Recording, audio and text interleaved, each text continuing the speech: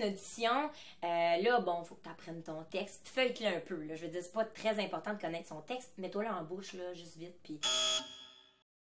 Quand on est convoqué pour aller passer l'audition, la première chose qu'on doit faire, c'est se dire comment bien se préparer. Alors, comment bien se préparer pour une audition? C'est simple. La première chose à faire, c'est de s'assurer qu'on a bien reçu le texte. Et une fois qu'on a le texte, s'assurer qu'on a bien compris le texte.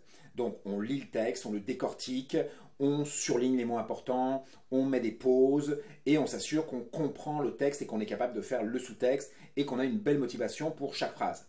Bien évidemment, bon, tout ça prendrait des heures à expliquer et je ne peux que vous redire de prendre des formations pour être capable de bien jouer un texte. Une fois qu'on a bien compris son texte, ce qu'il faut faire en audition, c'est arriver avec une proposition originale. Donc on sait qu'il y a une quinzaine, une vingtaine de personnes qui vont aller passer la même audition avec le même texte. Il est très important bien sûr de se démarquer. Vraisemblablement, si c'est une scène, mettons, de colère, bon, bah, la plupart des gens vont le faire en criant.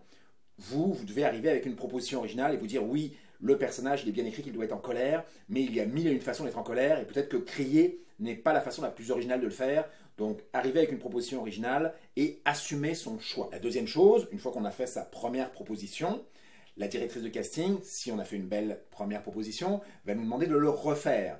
Donc là, il faut être capable d'intégrer les indications. Ça, c'est un point essentiel.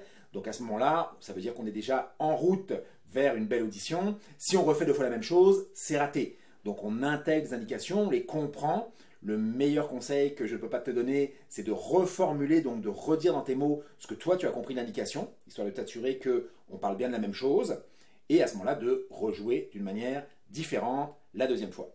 C'est sûr que la chose à retenir, c'est qu'en audition, plus la directrice de casting ou le réalisateur va nous demander de le refaire souvent, meilleure est l'audition. Donc une audition où on le fait juste une fois en salle de casting, sérieusement, c'est pas très bon signe.